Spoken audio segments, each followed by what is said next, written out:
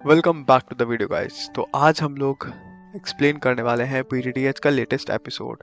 And आप लोगों से एक रिक्वेस्ट है कि प्लीज़ अगर इस वीडियो को देख रहे हो, ये वीडियो आप तक पहुंचाए, तो प्लीज़ इसको एक लाइक, सब्सक्राइब एंड लास्ट तक ज़रूर देखना, सो दैट आप बता सको कि और क्या क्या इम्प्रूवमेंट का ज़रूरत है हमको। And I really want this so that I can improve on each video. So let's start. तो इस वीडियो को हम स्टार्ट करते हैं।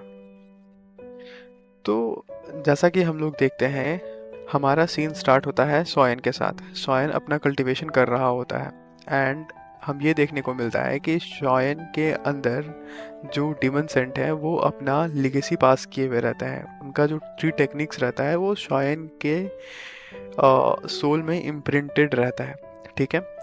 और सॉयन ये सोचता है कि इन टेक्निक्स को हम किसी और प्रैक्टिशनर से ज़्यादा बेहतर सीख सकते हैं। ऐसा क्यों? क्योंकि इस टेक्निक को वो रॉ देखा होता है डिमन सेंट को परफॉर्म करते हुए। एंड दूसरा जो टेक्निक्स रहता है वो फर्स्ट टाइम शॉयन के पास आता है, ठीक है। वो थर्ड टेक्निक, क्योंकि थर्ड टेक्निक अभी तक किसी के पास नहीं गया रहता है, तो वो रॉ रहता है और शॉयन उसको खुद से देखा हुआ होता है। सो ये टेक्निक्स शॉयन बहुत अच्छे से सीख सकता है। शॉयन उस ब्लड एसेंस को एब्जॉर्व करने के लिए उस ब्लड एसेंस को बाहर निकालता है। तो हम देखते हैं कि उस ब्लड एसेंस में इतना ज़्यादा पावर रहता है कि वो सराउंडिंग में जितनी भी चीज़ रहता है सबको वो आइस में कन्वर्ट करने लगता है, या ऐसा बोल सकते हैं कि एक आइस का लेयर बनना स्टार्ट हो जाता है। वो इतना ज़्यादा उस ब्लड एसेंस में एनर्जी कोल्ड एनर्जी रहता है। शॉयन यहाँ पे सोच रहा होता है कि हमको अगर अपना पावर बूस्ट करना होगा तो हमको ये ब्लड एसेंस को जल्दी से जल्दी एब्जॉर्व करना होगा। तो इसके लिए वो अपना हेवनली फ्लेम का यूज़ करता है। तो जैसे ही वो अपना हेवनली फ्लेम का यूज़ करता है तो उस ब्लड एसेंस का पावर थोड़ा सप्रेस होता है एंड वो उसको रॉ खा जाता है। एंड जैसे ही वो शॉयन इसको कंज्यूम करता है, उसके बॉडी से इतना पावर अनलीज होता है कि वो डायरेक्ट जाके आसमान से टकरा जाता है, वो पावर्स, जैसा कि आप देख भी सकते हो। एंड क्या होता है कि ऊपर से हमारी पॉइजन गर्ल एंड किनलिंग दोनों देख रही होती है। तो किनलिंग सवाल करती है पॉइजन गर्ल से, बेसिकली दोनों परेशान हो रहे होते हैं शॉयन के लिए। तो यहाँ पे पॉइजन गर्ल कहती हैं कि शॉयन पे भरोसा रखो। क्वीन मेडुसा भी इन सब चीज़ों को देख रही होती है एंड वो भी एक्सपेक्ट नहीं करती हैं कि इस ब्लड एसेंस में इतना ज़्यादा पावर होगा। उसके बाद हम देखते हैं कि शॉयन अपना प्रैक्टिस कंटिन्यू रखता है अगले 3 दिन के लिए। एंड देन देखते हैं कि जो पॉइजन गर्ल है एंड किनलिंग है वो ऑब्जर्व करती है कि एनर्जी जो है वो काफ़ी अमाउंट में रिड्यूस कर गया है। तो उनको लगता है कि मे बी जो अब शॉयन है वो अपने कल्टीवेशन को कंप्लीट करके बाहर आने वाले हैं, मतलब बाहर आ सकता है। बट यहाँ जैसे ही वो लोग ये सोच रही होती है, वैसे ही वहाँ और एक एनर्जी ब्लास्ट होता है और यहाँ पे बहुत ही ज़्यादा अमाउंट में एनर्जी अनलीज होता है। एंड बट इस बार डिफरेंस ये रहता है कि ये एनर्जी बहुत ही कंट्रोल्ड रहता है।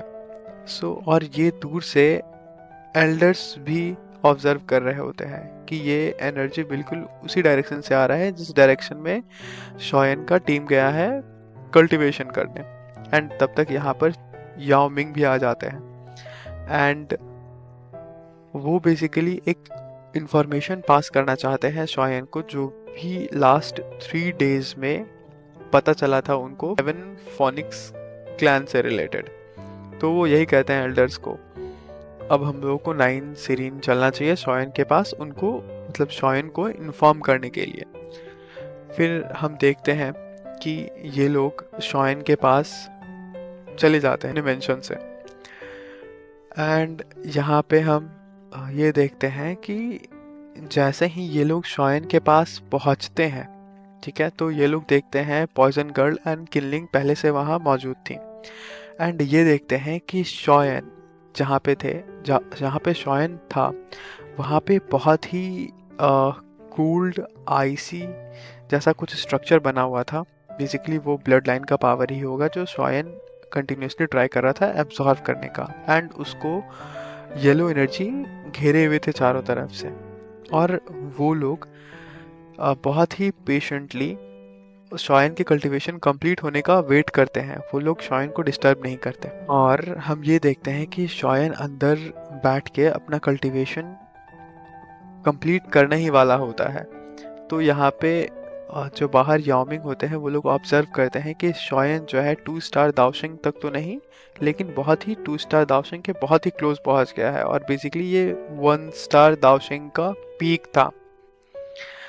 तो यहाँ पे हम ये देखते हैं, फिर शॉयन अपने दोस्तों को देख के अपने दोस्तों के पास चला आता है। एंड जो याओमिंग होते हैं वो सवाल करते हैं कि क्वीन मेडुसा किधर है, is she still training in Serene Spring. तो शॉयन रिप्लाई करता है हाँ, क्वीन मेडुसा को इस बारी लंबा टाइम लगेगा उनके कल्टीवेशन में। फिर शॉयन पूछते हैं चीफ मिंग, और बेसिकली यहाँ पे ब्रदर मिंग कह रहे होते हैं, उनका बॉन्डिंग और भी स्ट्रांग हो जाता है और हो गया रहता है ओवर द टाइम। तो ब्रदर मिंग से कहते हैं कि कुछ फोनिक्स क्लैन के बारे में कुछ रिपोर्ट है। तो वो बताते हैं ये है कि वो लोग ऑलरेडी डिपार्ट कर चुके हैं ईस्ट आइलैंड के तरफ। तो शॉयन बहुत ही परेशान होते हुए कहता है कि इतना जल्दी, और शॉयन यहाँ पूछता है कि कितने फोर्सेस थे। मिंग एक्सप्लेन करते हैं कि ज़्यादा लोग तो नहीं हैं, वो लोग दाओ जुन लेवल पे हैं, एंड हम लोग को अगर टेंशन लेना है तो वो सिर्फ 3 एल्डर्स का लेना है, और जो कि 3 एल्डर्स दाओ शेंग लेवल पे हैं। 2 1 स्टार दाओ शेंग एंड जो ग्रेट एल्डर है वो है 2 स्टार दाओ शेंग पे। और उन लोगों का तीनों का कंबाइंड फोर्स इतना पावरफुल है कि वो लोग एक 3 स्टार दाओ शेंग को भी टक्कर दे दें। तो ब्रदर मिंग शॉयन को यही बता रहे होते हैं, ठीक है। तो यहाँ तक हम लोगों को ये देखने को मिलता है। एंड उसके बाद शॉयन पूछता है कि ब्रदर मिंग, क्या आप मेरा सपोर्ट करेंगे इस फोनिक्स क्लैन के विंग्स को काटने में? तो ब्रदर मिंग अपने शॉयन से हाथ मिलाते हुए कहते हैं कि मैं अपने आखिरी दम तक तुम्हारा साथ दूंगा। और यहाँ पे ऐसा फील हो रहा होता है ना कि ये फ्रेंडशिप और भी ज़्यादा स्ट्रांग होते जा रहा है।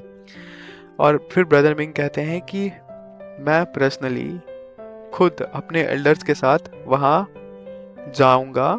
ये कहते हैं कि मैं उतना भी स्ट्रांग नहीं कि उनको हरा दूं, बट अगर हम लोग उनका प्लान को सक्सेस होने से रोक लेते हैं तो ये हमारा सक्सेस होगा।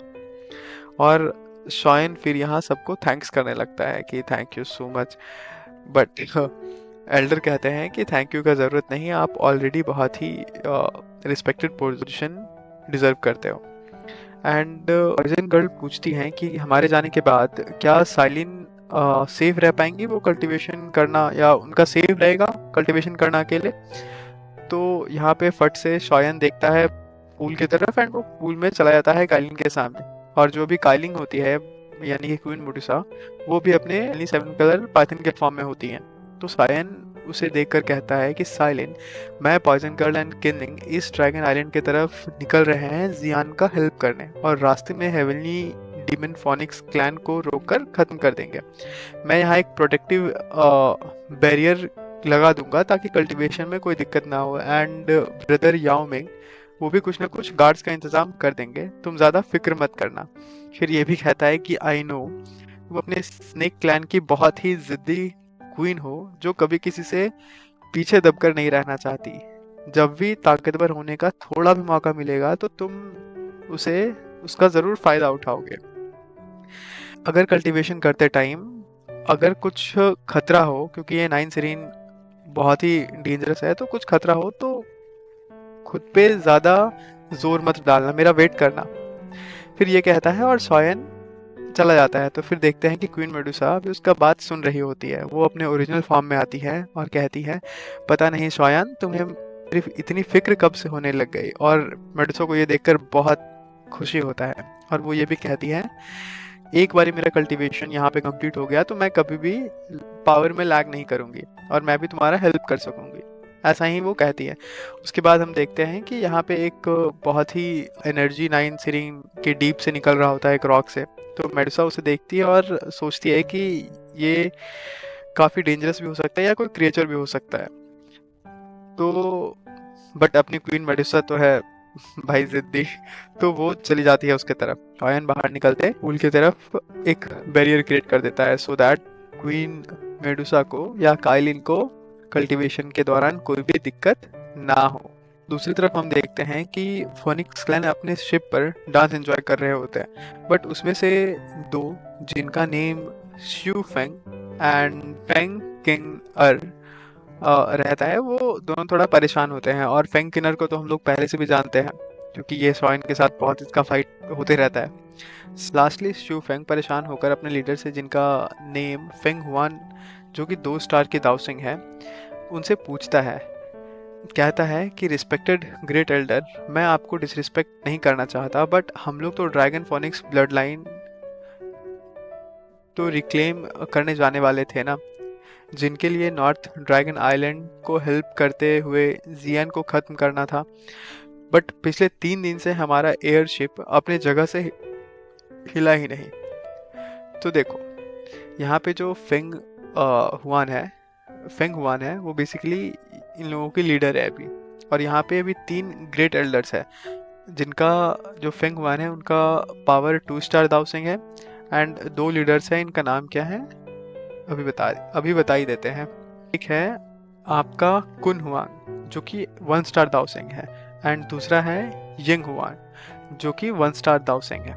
ठीक है, तो यहाँ पे टोटल 3 एल्डर्स हैं जिनका पावर लेवल है 2 स्टार दाओसिंग एंड 2 1 स्टार दाओसिंग। ठीक है, तो यहाँ पे ये सीन है। तो ये लोग जाने वाले थे नॉर्थ ड्रैगन आइलैंड का हेल्प करने के लिए, to break east dragon island. But यहाँ पे ऐसा होता नहीं। और ये लोग जो है, जो इनकी ग्रेट एल्डर होती है, उनका प्लानिंग ये होता है कि वो लोग को पहले आपस में लड़ने देते हैं, एंड जब उन लोग का लड़ते लड़ते पावर ख़त्म हो जाएगा या बहुत बहुत वीक स्टेट पे होंगे, वल्नरेबल स्टेट पे होंगे, तो क्या करेंगे ये लोग फोनिक्स क्लैन वाले कि वहाँ पे ये लोग जाएंगे और पूरे ड्रैगन क्लैन को ही वाइप आउट कर देंगे, और जियन को मारकर उसका जो उसके पास एक बेसिकली वो लोग जियान को कैप्चर करके और उसको रिफाइन करके अपना ब्लड लाइन और प्योर करेंगे। प्लान जानकर वो लोग सबको ही सरप्राइज हो गया और सबको बिग सिस्टर का तारीफ करने लगा कि ग्रेट एल्डर, आप महान हो, आप ग्रेट हो। एंड वो कहती हैं कि अब समय आ गया है कि जो स्टेटस हमारा था उसको वापस से रिक्लेम करने का। बट हम on the very next moment देखते हैं कि शॉयन अपना किंग कॉन्ग ग्लास बॉडी में आता है और विदाउट गिविंग देम टाइम एकदम जोर का पंच लगा देता है भाई। और ये लोग बहुत शॉक हो जाता है कि भाई ये क्या है। बट शॉयन लोग को एक मोमेंट भी टाइम नहीं देता है, एंड शॉयन बहुत ही ब्रूटली शिप को हिट कर देता है। सिर्फ एक अटैक के कारण पूरा शिप चूर चूर हो जाता है, एंड ये लोग भी सबको ही पीछे की तरफ धकेला जाता है। वो शॉयन पे अटैक करता है, बट शॉयन का यहाँ पावरफुल पंच उसको पीछे की तरफ धकेल देता है। बट एल्डर यंग यहाँ पे रुकता नहीं, यहाँ पे दोबारा से शॉयन पे अटैक करने के लिए आगे बढ़ता है। देखते हैं कि वो बहुत सारा छोटा अटैक्स कर रहा होता है, बट शॉयन यहाँ पे उसको अपना दोनों हाथ के अंदर जकड़ लेता है और रॉक पे मार देता है। एंड दूसरी तरफ हम देखते हैं कि जो दूसरा एल्डर होता है वो अपना पावर अनलीज करता है और वो अपना डिवाउरिंग अर्थ टेक्निक को खोल देता है, एंड बेसिकली वो उसका पेट खोल देता है। थोड़ा अजीब है बट उसका वही टेक्निक सी रहता है। और फिर शॉयन अपना बोलता है स्टाइल में आके कि मोटू अभी हम तुम्हारा पेट फुल करते हैं। और शॉयन अपना 8 फ्लेमिंग बॉल्स को दे मारता है उसके पेट की तरफ। और हम ये देखते हैं कि 8 का 8 बॉल्स उसके सामने जाके फटते जाता है। और हम ये देखते हैं कि जो मोटू है वो बहुत ही पीछे की तरफ धकेला जाता है, और वो मोटू बहुत हैरान हो जाता है कि तुम और मैं दोनों 1 स्टार के पीक लेवल कल्टीवेटर हैं, और ये लड़का अकेला हम दोनों का मुकाबला कैसे कर पा रहा है, इसके पास इतनी डेंजरस सोल पावर आई कहाँ से। और दूसरी तरफ मिस फिन हुआन भी यही सोच रही होती है कि आखिर ये लड़का है कौन और ये हमारे रास्ते बिना वजह ऑब्स्टेकल क्यों बन रहा है। और इधर फेंग चिंग शॉयन को पहचान नहीं पाती कि ये वन स्टार दाओसिंग है कौन? और हम यहाँ देखते हैं कि शिवफेंग बोलता है सारे क्लैन के पीपल को लेके लड़ाई करने के लिए रेडी होता है, बट हम देखते हैं यहाँ पे कि पॉइजन गर्ल आके अटैक करना स्टार्ट करती है। शुनर और शिवफेंग दोनों को तो पॉइजन गर्ल एंड अपनी सरपेंट वो दोनों संभाल लेती है। जो ग्रेट एल्डर होती है फेंग हुआन, वो बेसिकली अपने ब्रदर मिंग का ऑरा पहचान लेती है और वो कहती हैं कि मैंने तुम्हें पहले से ऑब्जर्व कर लिया है, तो तुम्हें छिपने की कोई जरूरत नहीं है, तो अब सामने आओ। हम क्या देखते हैं कि धीरे धीरे आवाज आती है, कोई बोल रहा होता है ट्री फोनिक्स ग्रेट एल्डर्स से मिले 100 साल से ज्यादा हो गए, कैसे हो सब। याओमिंग काफी कूल स्टाइल में सामने आता है, अपने स्टाफ जमीन पर मारता है और डेंजरस एनर्जी अनलीज कर देता है। एक तरफ याओमिंग और उसके साथी सबको घेर लेते हैं और दूसरी तरफ से शॉयन उनका रास्ता रोककर खड़ा होता है। सिस्टर फेंग शॉक्ड होती है, पूछती है याओमिंग तुम जिंदा कैसे हो? बाकी एल्डर्स कहते हैं कि याओमिंग के मरने की खबर थी कल्टीवेशन एक्सीडेंट में। मिस फेंग हुआन भी हैरान होकर पूछती हैं हमारी ट्राइब और तुम्हारी ट्राइब की दुश्मनी नहीं है, फिर अटैक क्यों? याओमिंग कहता है कि शॉयन मेरा दोस्त है, जो मेरा दोस्त का दुश्मन वो मेरा भी दुश्मन। भाई क्या क्या क्या लाइन बोल दिया याओमिंग भाई। ले जाओ तुम चुम्मा ले जाओ मेरे पास से 10-15। फिर देखो शॉयन सामने आता है।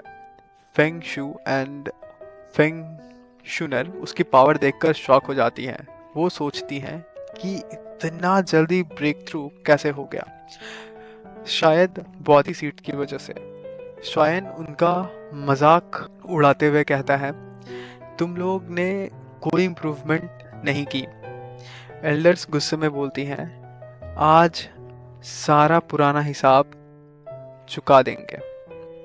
मिस फेंगहुआन कहती है तुम वही हो जिसने हमारे एंशिएंट बॉडी सीट चुराया था। शॉयन कहता है कि लगता है मैं फोनिक्स क्लैन में काफी फेमस हो गया हूँ। शॉयन वार्निंग देता है ड्रैगन आइलैंड के खिलाफ वॉर मत छेड़ो वरना नुकसान होगा। फेंगहुआन बताती है कि ड्रैगन आइलैंड ऑलरेडी चारों तरफ से घिरा जा चुका है। शॉयन अंदर ही अंदर ड्रैगन आइलैंड के लिए टेंशन फील करता है, लेकिन फिर भी वार्निंग देता है। एल्डर्स कहते हैं हमें वॉर से डर नहीं लगता। दोनों साइड्स डिसाइड करती हैं कि आज ये दुश्मनी यहीं खत्म कर देते हैं। 3 एल्डर्स अपनी पावर एक्टिवेट कर लेते हैं। प्लान होता है कि 2 एल्डर्स शॉयन से लड़ते हैं और फेंगहुआन याओमिंग से, क्योंकि याओमिंग भी 2 स्टार दाओसिंग है अपना। सो याओमिंग कहता है कि देखे तुमने कितनी इम्प्रूवमेंट की है और पावर्स अनलीज कर देता है। दोनों एल्डर्स फोनिक्स एनर्जी एक्टिवेट करके शॉयन पर पावरफुल अटैक लॉन्च कर देते हैं। ठीक है, फिर शॉयन कहता है आज देखते हैं तुम दोनों मिलकर मेरा क्या बिगाड़ लेते हो। और फिर यहाँ पे हम देखते हैं कि फाइटिंग स्टार्ट हो जाती है एंड दोनों आपस में एकदम मारपीट करे लगता है। और हमको इतना क्या पता है, ओके अब तो हाँ, फिर दोनों यहीं पे फाइटिंग स्टार्ट कर देता है। तो बस ये वीडियो यहीं पे खत्म हो जाता है एंड अगर वीडियो अच्छा लग रहा है तो हम लोग मिलते हैं नेक्स्ट एपिसोड में। तो इसी के साथ इस वीडियो को यहीं पे समाप्त करते हैं। अगर अच्छा लगे तो please like comment and subscribe कर देना, बिकॉज ये मेरे लिए थोड़ा सा इम्पोर्टेंट हो जाता है। सो फिर मिलते हैं नेक्स्ट एपिसोड में। Tata bye bye.